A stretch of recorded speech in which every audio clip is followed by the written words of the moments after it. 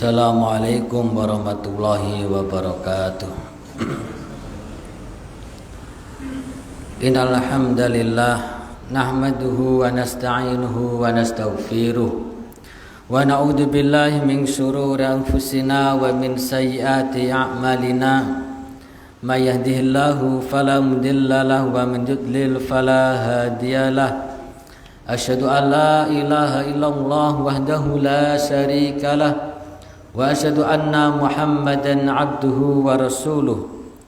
Ya ayyuhalladzina amanu taqullaha haqqa tuqatih wa la tamutunna illa wa antum muslimun. Fa inna asdaqal hadits kitabullah wa khairal hadi hadi Muhammadin sallallahu alaihi wasallam wa syarrul umuri muhdatsatuha fa inna kulla muhdatsatin bid'ah wa kulla bid'atin dhalalah wa kulla dhalalatin finnar amma ba'du. Ikhwati wa akhwati fillah, jamaah kajian yang semoga dirahmati oleh Allah Subhanahu wa taala. Alhamdulillah, pada kesempatan malam hari ini Allah Subhanahu wa taala mudahkan langkah kita menuju masjid ini dalam rangka melaksanakan suatu amalan yang mulia, yaitu talabul ilmi. Kedua kalinya tak lupa semoga salawat serta salam semoga senantiasa terlimpahkan dan juga tercurahkan kepada uswah kita, panutan kita, Nabi besar Nabi Agung Muhammad sallallahu alaihi wasallam. Ikhwati wa akhwati fillah rahimani wa rahimakumullah. Kembali di kesempatan malam hari ini akan kita lanjutkan pembahasan kitab Riyadhus Shalihin karya Al-Imam An-Nawawi rahimahullahu taala. Masih melanjutkan pembahasan tentang banyaknya jalan-jalan menuju kebaikan. Pembahasan berikutnya adalah nomor hadis yang ke-130. Nomor hadis yang ke-132 atau hadis yang ke-16 pada bab ini. An Abi Musa al-Ash'ari radhiyallahu anhu qala, dari sahabat Abu Musa al-Ash'ari radhiyallahu anhu qala, beliau mengatakan, qala Rasulullah sallallahu alaihi wasallam, telah bersabda Rasulullah sallallahu alaihi wasallam, man shallal bardaini, barang siapa yang salat bardaini, yaitu salat subuh dan salat asar. Disebut bardaini dari kata bardun, yaitu dingin, salat yang dingin, yaitu salat subuh dan salat asar. Salat subuh ketika matahari belum terbit, salat asar ketika matahari sudah mulai menguning atau menjauh dari panas. Dakhalal jannah, maka dia akan masuk surganya Allah Subhanahu wa taala.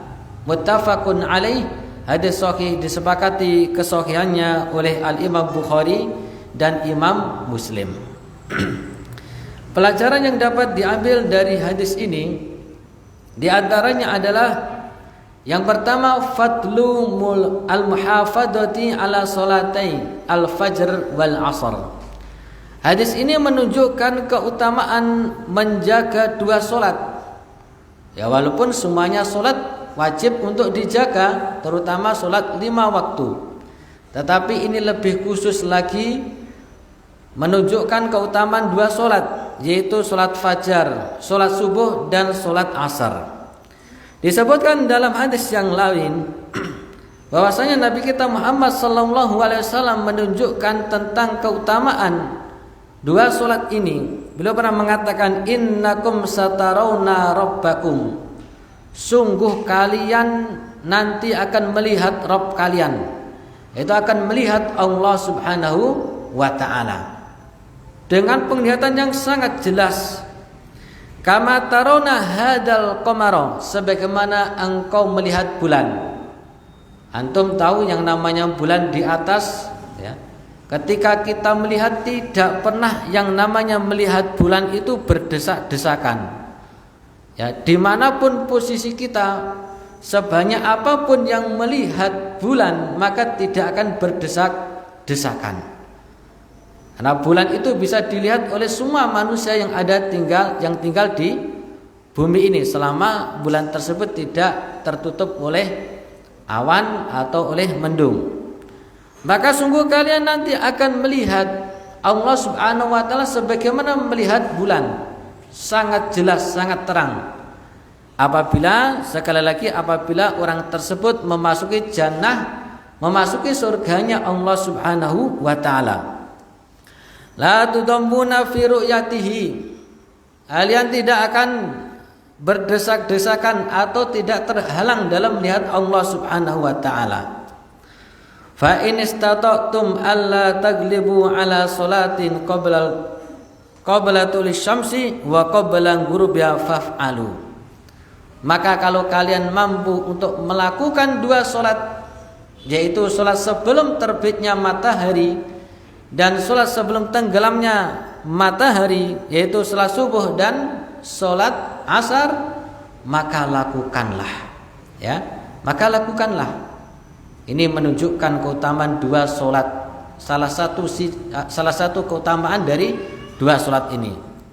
Wa ila keutamaan yang lain sangatlah banyak. Kalau kita bicara tentang keutamaan salat subuh, keutamaan salat asar misalnya, dan sebagian ulama menyebutkan antara salat subuh dan salat asar mana yang lebih utama, mereka menyebutkan adalah salat asar berdasarkan firman Allah Subhanahu wa taala, hafidhu ala salawati was salatil wusta wa qumu lillahi qanitin.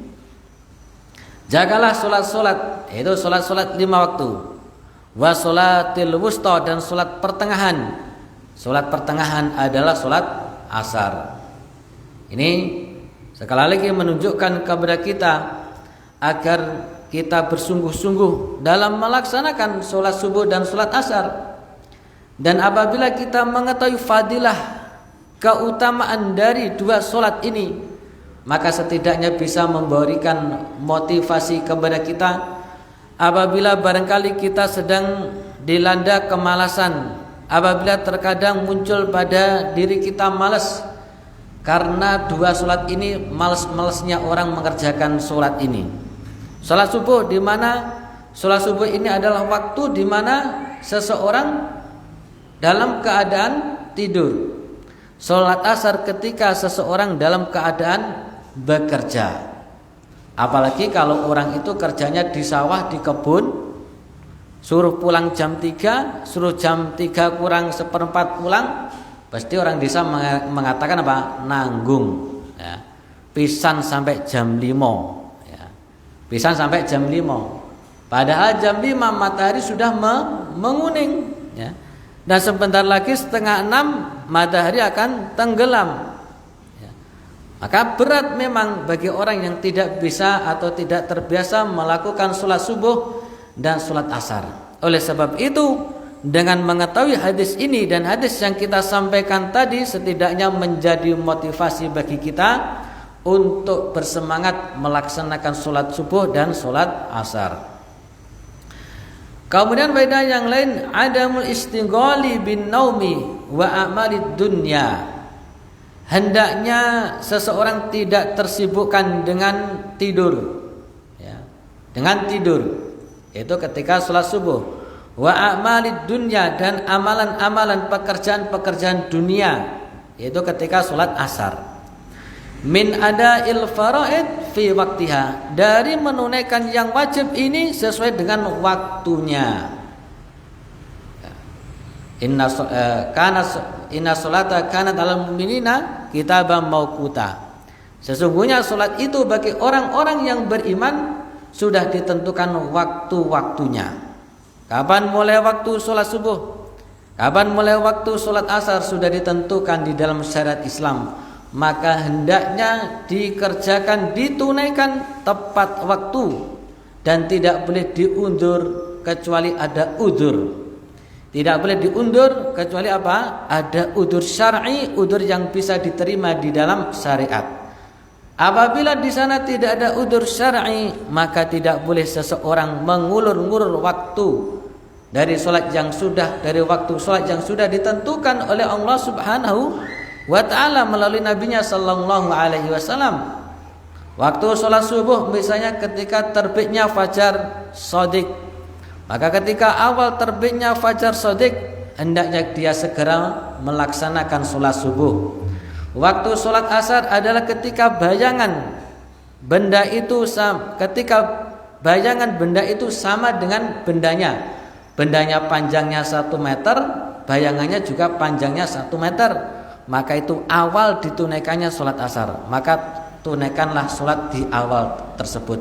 Oleh sebab itu Nabi kita Muhammad SAW juga mengatakan di hadis yang lain ketika Nabi SAW ditanya, amalan apa yang paling mulia, yang paling agung?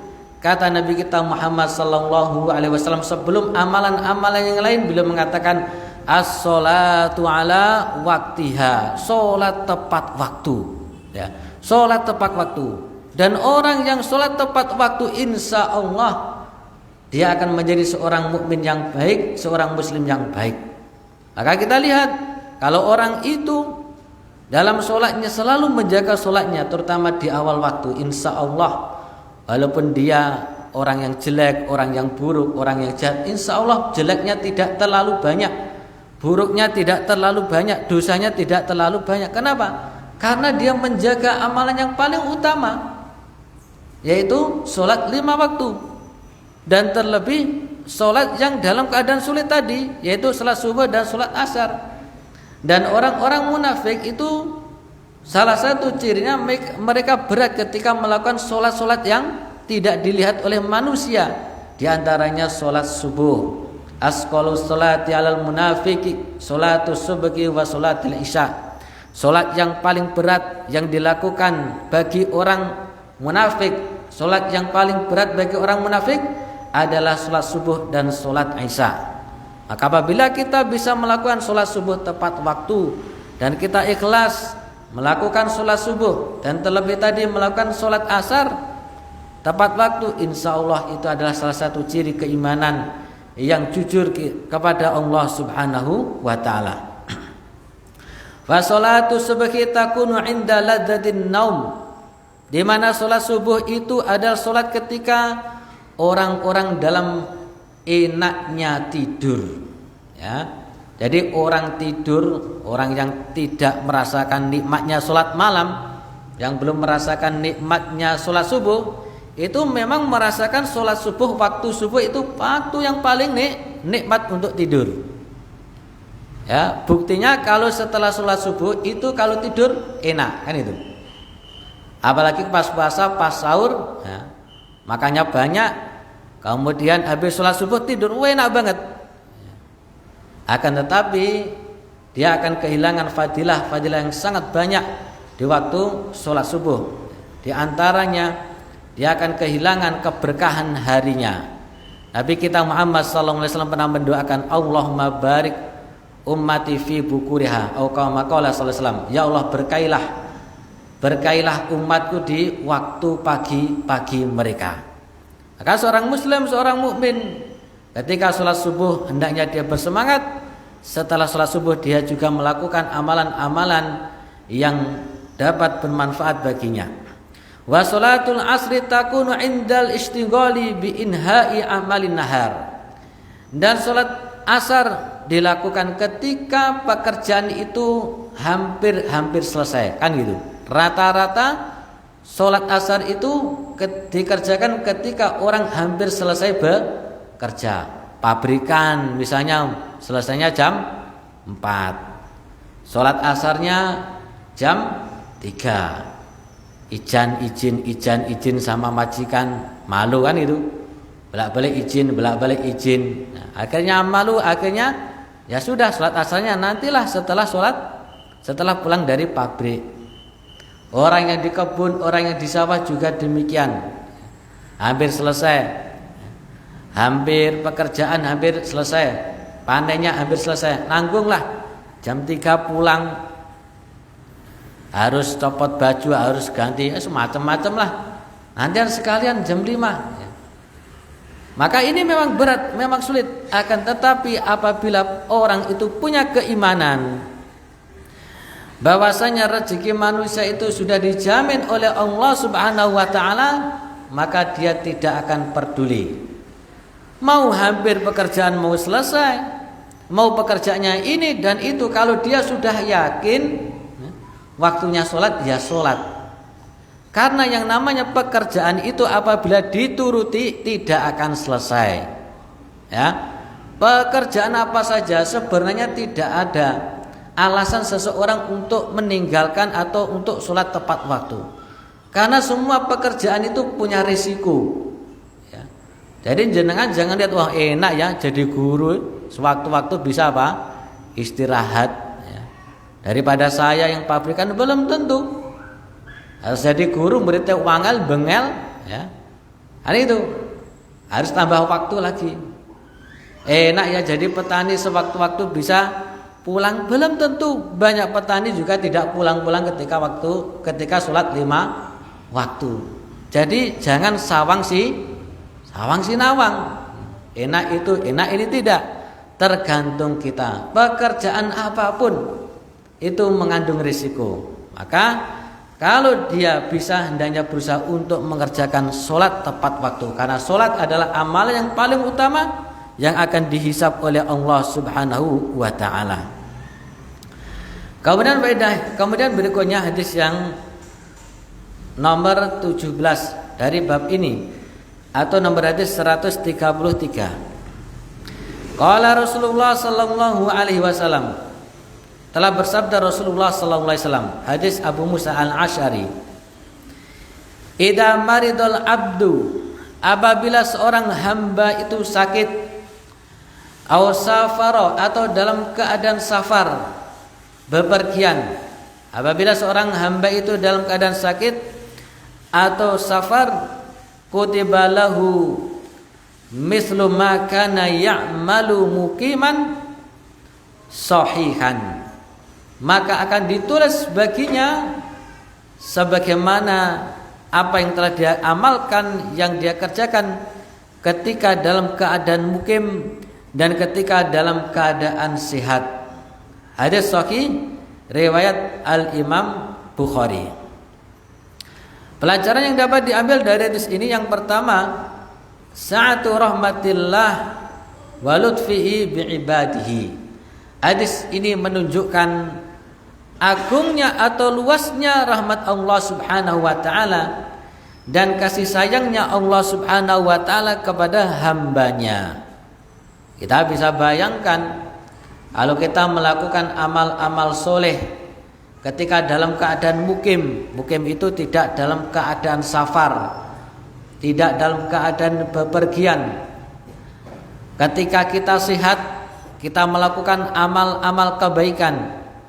Maka ketika dalam keadaan safar dan keadaan sehat, Allah Subhanahu wa ta'ala mencatat sebagaimana kita dalam keadaan sehat dan dalam keadaan mukim.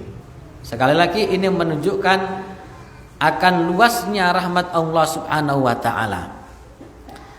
Faedah yang lain, man ajiza an adai ma itada alaihi minal a'mali sholihati bi'udrin syar'iyyin min safarin aw maradin ma'a qiyamin niyati al-jazimati ala fi'lihi fi halatil qudrati kutiba lahu kama law kana muqiman sahihan. Barang siapa yang dia itu lemah atau terhalangi dari menunaikan amalan-amalan yang sudah menjadi kebiasaannya. Sekali lagi, yang menjadi kebiasaannya, sehingga mafhumul mukhalafahnya, pemahaman terbaliknya, kalau tidak terbiasa ya tidak ditulis. Antum punya kebiasaan sholat 5 waktu di masjid, sholat berjamaah di masjid, sholat 5 waktunya berjamaah di masjid.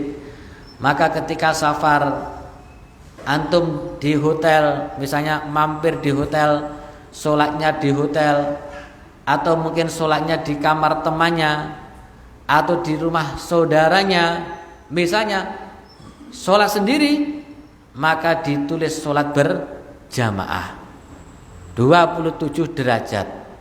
Padahal sholat sendiri. Kenapa? Karena dia hariannya seperti itu, kebiasaannya seperti itu. Dia sholat 5 waktu secara berjamaah. Nah sekarang dia dalam keadaan safar. Dan safar itu memiliki keringanan. Orang punya rukhsah, ya. Yang sholatnya 4 menjadi 2. Kemudian boleh dia tidak berjamaah. Maka walaupun dia sendirian dan tidak berjamaah akan ditulis secara berjamaah. Kenapa? Karena memang kebiasaannya seperti itu. Dia punya kebiasaan setiap pagi habis sholat subuh membaca Al-Quran. Qadarullah dia sedang sakit sariawan mungkin, sehingga untuk mengucapkan berat sariawannya ada 5 di lidahnya misalnya.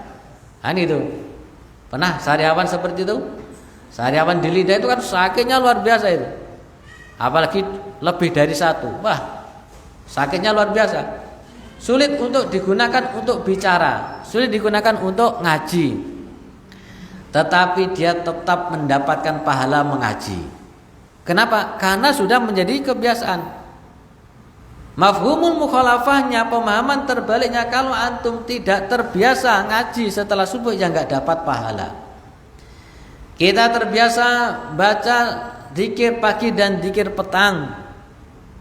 Qadarullah kita dalam keadaan safar dan sibuk sekali sehingga tidak sempat zikir pagi dan zikir petang, maka tetap ditulis setiap pagi setiap petang kita berzikir, zikir pagi dan zikir petang.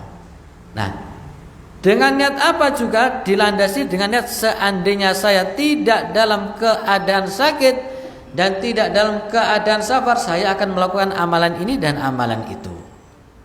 Oleh sebab itu kalau kita diberikan kesehatan oleh Allah Subhanahu wa ta'ala, diberikan waktu luang, diantaranya dalam keadaan mukim, gunakanlah amalan-amalan untuk kebaikan. Gunakanlah waktu-waktu tersebut untuk amal-amal kebaikan. Kenapa? Kalau kita sudah terbiasa, ini menjadi kebiasaan kita, nanti dalam keadaan sakit dan dalam keadaan safar akan ditulis ganjaran oleh Allah Subhanahu wa ta'ala. Kemudian berikutnya hadis yang ke-18, as-samina asyara, atau nomor hadis yang ke-134. An Jabirin radhiyallahu anhu, dari Jabir radhiyallahu anhu qala Rasulullah sallallahu alaihi wasallam, telah bersabda Rasulullah sallallahu alaihi wasallam, kullu ma'rufin shadaqah, setiap kebaikan adalah sedekah. Kebaikan apa saja ya yang ditinjau di dalam syariat Islam dan uruf manusia, maka itu merupakan sedekah. Rawahul Bukhari wa Muslim, hadis sahih diriwayatkan oleh Al-Imam Al-Bukhari dan Imam Muslim. Pelajaran yang dapat diambil dari hadis ini, yang pertama al-haddu 'alal ma'ruf bi anwa'ihi al-masyru'ati. Hadis ini merupakan anjuran untuk melakukan perkara-perkara yang baik dengan berbagai macam jenisnya yang disyariatkan. Ya.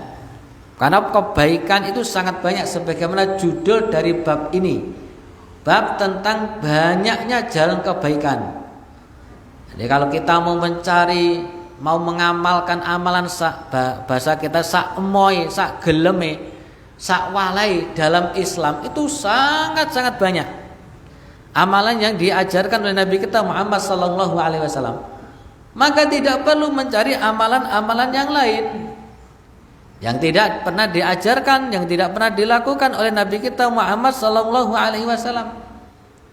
Tidak perlu kita mencari sunnah-sunnah yang lain. Kenapa? Karena sunnah-sunnah Nabi sallallahu alaihi wasallam itu sudah sangat banyak. Seandainya kita kerjakan dari bangun tidur sampai tidur kembali, itu tidak akan ada habisnya, tidak akan ada selesainya. Oleh sebab itu carilah amalan-amalan yang sudah jelas kebenarannya, yang sudah jelas kebaikannya, karena itu akan lebih berkah dalam kehidupan kita. Al-ma'ruf bi anwa'i al-masyru'ah, ya, dengan amalan-amalan yang disyariatkan di dalam Islam, di dalam syariat kita. Dan amalan-amalan tersebut sebagian itu dihitung sebagai sedekah, sebagaimana hadis tadi, kullu ma'rufin shadaqah. Setiap kebaikan apa saja itu adalah merupakan sedekah. Setiap kebaikan adalah sedekah. Membantu orang tua, membantu tetangga yang kesulitan, menyantuni anak yatim, ya. Termasuk amalan-amalan yang disyariatkan seperti tahlil, tahmid, takbir dan lain sebagainya, ini adalah merupakan sedekah. Nah, di sana ada sedikit perbedaan antara sedekah dengan apa? Dengan infak, ya. Kalau infak itu erat kaitannya dengan harta, ya. Erat kaitannya dengan harta. Tetapi kalau sedekah itu bisa harta, bisa amalan. Makanya tadi Nabi mengatakan kullu ma'rufin shadaqah. Setiap kebaikan, amal-amal kebaikan itu sedekah. Beliau tidak mengatakan kullu ma'rufin infak, ya, tidak, tapi sedekah. Jadi di antara salah satu perbedaan antara infak dan sedekah seperti tadi, kalau infak itu identik dengan harta, kalau sedekah bisa harta, bisa bentuk yang lainnya dari amal-amal kebaikan. Faedah yang lain, kullu ma yaf'aluhul mu'minu min a'malil birri wal khair lahu sawabun wa ajrun. Semua yang dilakukan oleh seorang mukmin dari amalan-amalan kebaikan, maka dia akan mendapatkan ganjaran dan pahala, ya, kebaikan apapun, ya. Walaupun itu sedikit, walaupun itu ringan, walaupun itu sepele, maka insya Allah kita akan mendapatkan. Dan kita tidak tahu di antara sekian amalan-amalan tersebut, sekian banyak amalan-amalan tersebut, mana yang diterima oleh Allah Subhanahu wa ta'ala. Kita tidak tahu. Bisa jadi amalan-amalan yang kecil justru yang diterima oleh Allah Subhanahu wa ta'ala, karena mungkin lebih ikhlas. Bahkan sebaliknya, amalan-amalan yang besar tidak diterima oleh Allah Subhanahu wa ta'ala. Kenapa? Karena mungkin kurang ikhlas di dalam melaksanakan ibadah atau amalan-amalan tersebut. Kemudian berikutnya hadis yang ke-19 pada bab ini, atau nomor hadis yang ke-135. Anhu, dan darinya, yaitu dari sahabat Abu Musa al-Ash'ari radhiyallahu anhu, qala Rasulullah sallallahu alaihi wasallam, telah bersabda Rasulullah sallallahu alaihi wasallam, ma min muslimin yagrisu gorsan illa kana ma ukila minhu lahu sadaqah. Tidaklah seorang muslim menanam sebuah pohon, kemudian dimakan pohon tersebut, buahnya dimakan, kecuali itu menjadi sedekah bagi seorang mukmin yang nanam tersebut. Wa ma suriqa minhu lahu shadaqah. Bahkan yang tidak hanya dimakan tetapi mungkin dicuri oleh manusia ataupun mungkin dicuri oleh binatang, bajing, semut, ya, apa malih, manuk, ya, maka itu dihitung sedekah. Wala yarzuhu akadun illa kana lahu sadaqah. Tidaklah berkurang dari yang dia tanam, buah-buah yang dia tanam, kecuali itu menjadi sedekah. Hadis riwayat Imam Muslim. Wa fi riwayatin lahu, dan juga riwayat yang lain, jalur yang lain, riwayat Imam Muslim. Fala yagrisul muslimu gorsan, tidaklah seorang muslim itu menanam sebuah tanaman, fayaqulu minhu insanun, kemudian dimakan oleh manusia. Napa niku dimaling oleh manusia? Mangan nandur napa? Biasa yang sering dimaling itu timun, semongko, apalagi melon, itu kan sering yang diambil manusia. Pun jenengan ikhlas nih mon, ikhlas. Golek malinge ora ketemuan itu. Jadi ikhlaskan saja, maka itu akan menjadi sedekah bagi kita. Wala dabbah atau binatang seperti burung atau mungkin yang lainnya, hama atau yang lainnya, ya sudah, gimana lagi? Mau kita atau tangkap burung-burung itu, ya sulit. Ya sudah, diikhlaskan saja. Binatang wala tairun atau burung, illa kana lahu sadaqah ila yaumil qiyamah, kecuali baginya akan mendapatkan sedekah sampai hari kiamat. Jadi ini berlaku sampai hari kiamat, ya, akan menjadi sedekah bagi kita. Wa fi riwayatin lahu, dan dalam riwayat yang sama, la yagrisu muslimun gorsan, tidaklah seorang muslim menanam sebuah tanaman, wala yasra'u zar'an, atau sama juga yagris dengan yazra, itu hampir sama maknanya. Fayaqulu minhu insanun wala dabbatun wala syai'un, dimakan oleh manusia atau dabbah, dimakan sapi tetangganya, dimakan kambing tetangganya, kan ada itu kambing-kambing yang usil itu senengannya makan apa? Tanaman tetangganya, makan kangkung, bayam, ya, semisalnya. Wala syai'un illa kanat lahu sadaqah, dan apa saja yang makan dari tanaman tersebut kecuali yang dimakan itu menjadi sedekah bagi pemiliknya, bagi yang menanam, ya, bagi pemiliknya atau bagi yang menanam. Baik, pelajaran yang dapat diambil dari hadis ini, al-hassu, yang pertama, al-hassu alal ghorsi waz-zira'ah wa fadli imaratil ardi, anjuran untuk menanam, ya, dan bercocok tanam dan memakmurkan bumi atau memakmurkan tanah, ya. Keutamaan orang yang tanam. Jadi ini keutamaannya, antum menanam padi, atau bisa disebutkan ini keutamaan menjadi petani, gitulah.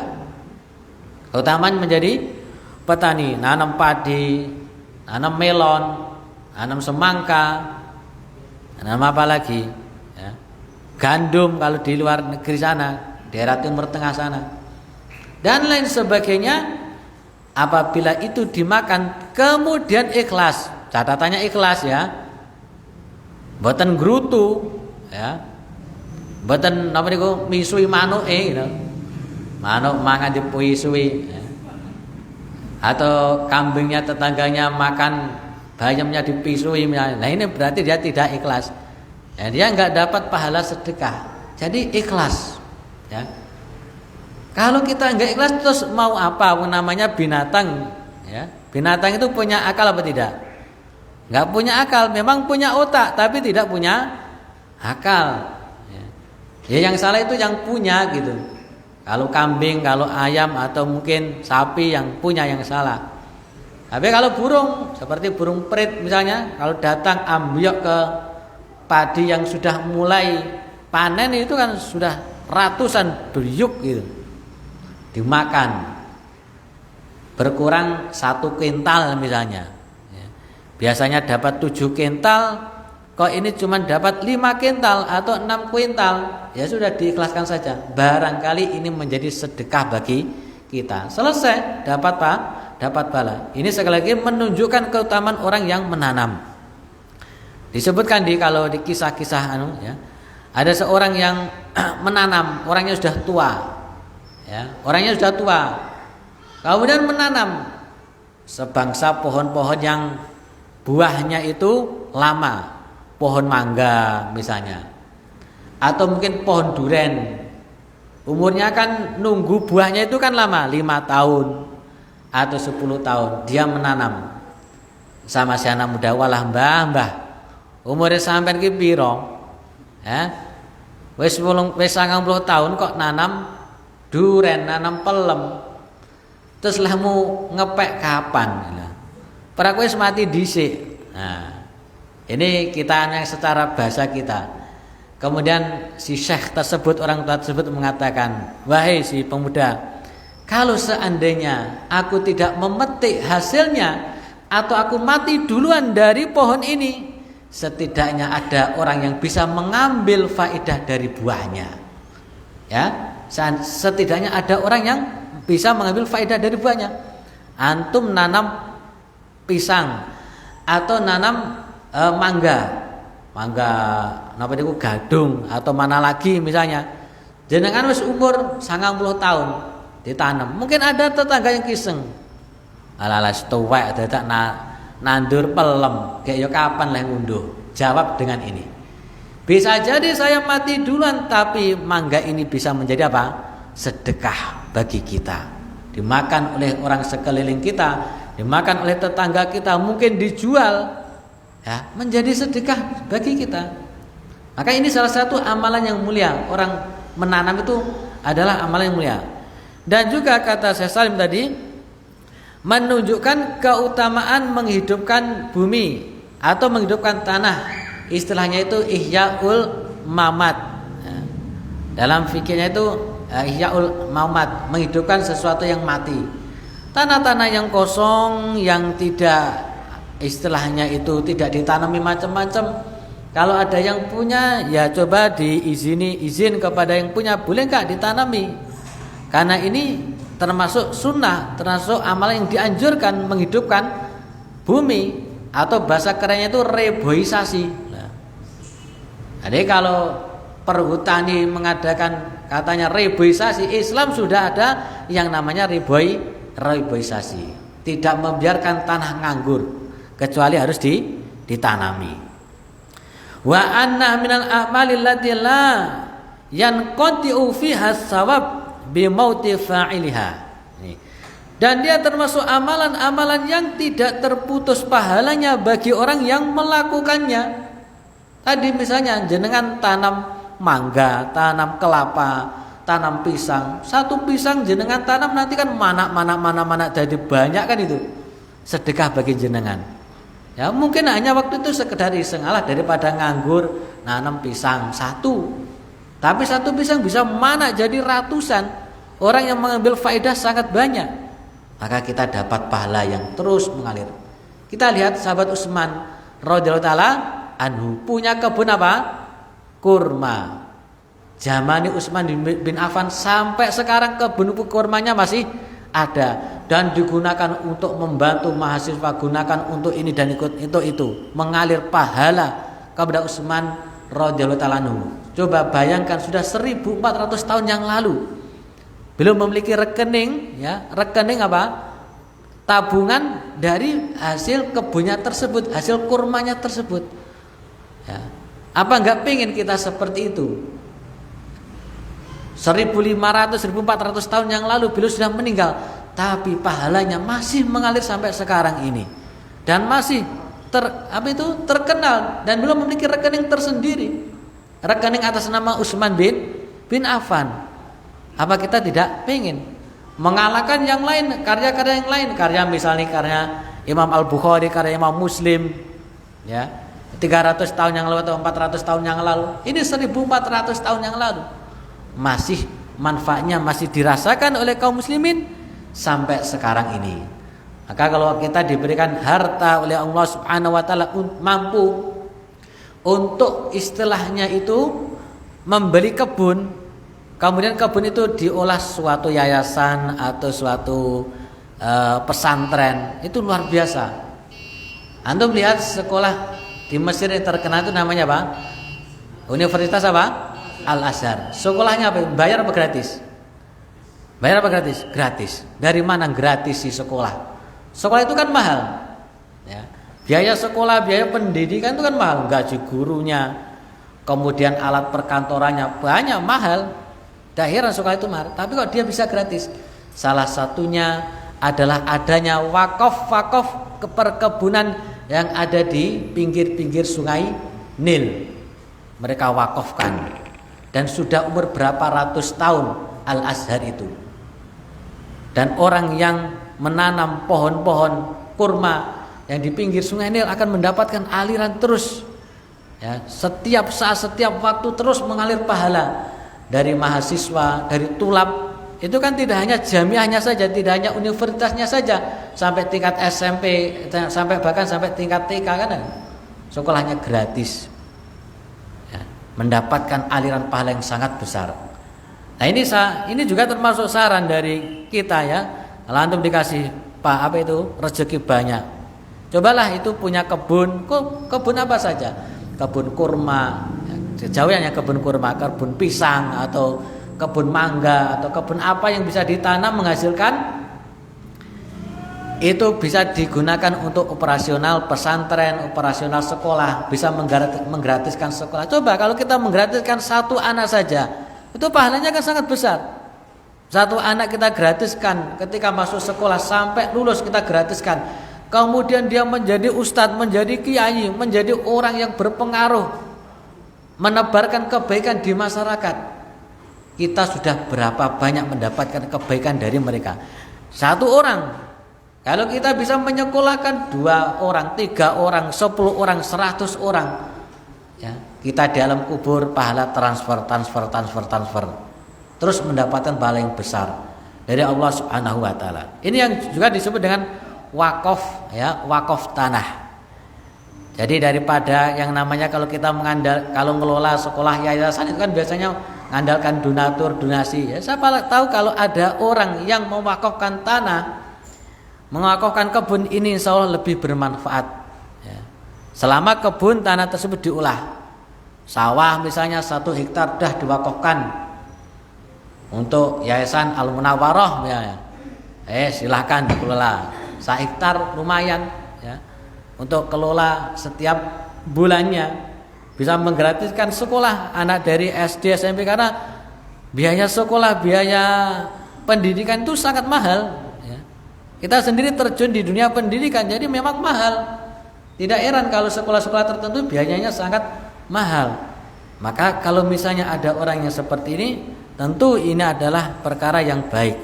Itu mewakafkan sebidang tanah, yang tanah itu diolah untuk pertanian dan hasilnya digunakan untuk operasional pendidikan.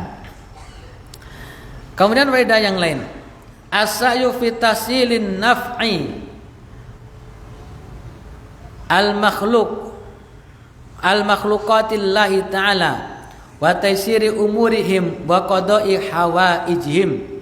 Hadis ini menunjukkan yaitu hendaknya bersegera memberikan manfaat bagi makhluk Allah Subhanahu wa taala, memberikan manfaat kepada binatang, kepada burung-burung, berikan manfaat kepada mereka. Paling tidak itu sebagai bentuk sedekah. Likulli kabidin ajrun, atau kama qala sallallahu alaihi wasallam, setiap yang bernyawa itu bisa menjadi pahala, ladang pahala. Antum sedekah ke burung, ya, sedekah ke ayam, atau sedekah ke kucing misalnya, bisa, selama niatnya ikhlas lillahi ta'ala. Ada kucing yang kelaparan, kasih makan lillahi ta'ala. Ada ayam kelaparan sama tuannya, sama majikannya, nggak dikasih makan, antum kasih makan, ya. Ada burung terbang di atas sana, cari makanan, nggak dapat makanan, antum kasih makanan, dia mau turun dan makan, ya. Niat infak, niat sedekah, insya Allah itu juga menjadi pahala, ganjaran yang besar di sisi Allah Subhanahu wa ta'ala. Faedah yang lain, yusabul muslimu ala ma suriqa min malihi aw ma ghusiba minhu aw utlifa minhu idza sabara wahtasaba dzalik indallahi ta'ala. Akan diberikan ganjaran seorang muslim itu dari apa yang dicuri dari hartanya, ya. au maghusiba bihi, atau yang diambil secara paksa, gosop, ya, dicuri, digosop, ya, akan mendapatkan pahala. Atau yang hilang dengan catatan idza sabara, apabila bersabar. Bersabar itu ya tidak marah-marah, tidak mencak-mencak. Dan sekali lagi ini sulit, berat. Karena tabiatnya kita, tabiatnya manusia, kalau barang kita hilang mesti bawaannya marah. Punya padi, didatangi burung emprit, ya, gerutukan buyuk, ya, langsung miso-miso, ya. Padahal burung emprit nggak tahu bahasa pisuan itu, ya. Mau dipisuin 100 kali nggak paham, ya. Atau ayam dipisui nggak paham, ayam dipisui. Batinnya ayamnya bahasa opo ini. Itu. Ya sudah, makanya di sini beliau mengatakan idza sabara, apabila bersabar. Wa tasaba dzalika 'indallahi ta'ala, dan mengharap pahala. Dah diinfakkan, disedekahkan, semoga ini lebih baik dan mendapatkan ganti yang lebih baik dari Allah Subhanahu wa taala.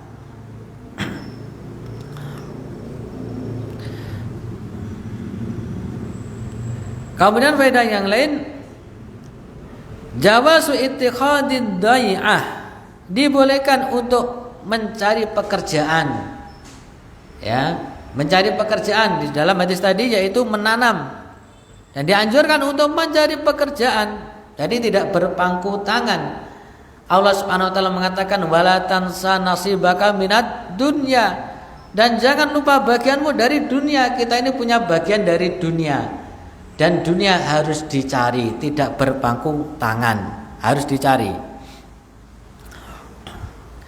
Wa fihi fazadu qauli munkari dzalika minal mutasawwifa al mutazahidah. Maka ini termasuk juga bantahan atau rudud kepada al mutasawwifah, sebagian golongan-golongan sufiyah al mutazahidah, yang istilahnya itu sok zuhud atau sok suci, misalnya tidak mau terhadap dunia. Wa yuhmalu ma warada fin nahyi an dzalik ala ma asghala an amriddin, dan yang sebenarnya yang dilarang itu adalah apabila menyibukkan dirinya dari urusan agama. Ini tercela, ini terlarang, ya. Tetapi kalau amalan atau pekerjaan tersebut tidak menyibukkan dari agama, dari beribadah kepada Allah Subhanahu wa taala, maka pada asalnya kita bahkan diperintahkan untuk mencari nafkah, untuk bekerja. Bukankah di dalam hadis yang sahih Nabi kita Muhammad sallallahu alaihi wasallam pernah menyebutkan, seandainya kalian mencari kayu bakar ke hutan, kemudian mencari kayu bakar, kemudian mengikat, kemudian dia jual ke pasar kayu bakar tersebut, kemudian dia mendapatkan hasilnya, itu lebih baik darinya daripada yas'alun nas, daripada dia minta kepada manusia, atauhu au mana'uhu, ketika minta dikasih atau tidak dikasih. Itu lebih baik, ya, daripada dia minta, lebih baik dia cari pekerjaan yang halal. Kalau dahulu mungkin ya cari kayu di pasar-pasar, kalau sekarang mungkin ya cari rongsoan, misalnya di pinggir-pinggir jalan. Itu lebih mulia daripada minta kepada manusia. Dan sekali lagi ini menunjukkan agama kita, syariat kita memerintahkan kita untuk at-takasub, untuk mencari uang, untuk mencari nafkah dalam rangka meningkatkan atau menyokong atau mendukung ibadah kita kepada Allah Subhanahu wa taala, ya. Jadi tercelanya dunia, misalnya ada hadis ad-dunya mal'unah, dunia itu terlaknat, ya. Apabila dunia itu menyibukkan diri kita dari beribadah kepada Allah Subhanahu wa taala. Seperti tadi waktu sholat subuh, seperti tadi waktu sholat asar tidak segelas sholat asar, ditunda-tunda, sibuk dengan pekerjaannya, maka ini tercela. Akan tetapi kalau dia bisa sholat asar tepat waktu misalnya, sholat duhur tepat waktu misalnya, maka Masya Allah dia adalah orang yang mulia. Dia bisa mencari pekerjaan, bisa bekerja, bersamaan dengan itu pekerjaannya tidak melalaikan dirinya dari beribadah kepada Allah Subhanahu wa taala. Rijalun, orang-orang yang tidak tersibukkan mereka dengan tijarah, dengan perdagangan mereka atau dengan pekerjaan-pekerjaan mereka. Ketika datang waktu sholat, segera menunaikan sholat. Ketika datang panggilan adzan, segera datang ke masjid untuk memenuhi panggilan Allah Subhanahu wa taala. Masya Allah, orang ini adalah orang yang mulia. Dia bisa menggabungkan dua kepentingan yang sangat bermanfaat, dan dia bisa mendahulukan kepentingan ibadahnya kepada Allah Subhanahu wa taala. Ikhwati wa akhwati fillah rahimani wa rahimakumullah. Barangkali demikian apa yang dapat kita bahas di kesempatan malam hari ini, yaitu melanjutkan pembahasan tentang banyaknya jalan-jalan menuju kebaikan. Semoga Allah Subhanahu wa taala berikan kemudahan kepada kita semuanya untuk bisa melaksanakan atau mengerjakan, mengamalkan pintu-pintu kebaikan atau jalan-jalan kebaikan. Wallahu a'lam bishawab. Demikian kita akhiri, subhanakallahumma bihamdika asyhadu an la ilaha illa anta astaghfiruka wa atubu ilaik. Assalamualaikum warahmatullahi wabarakatuh.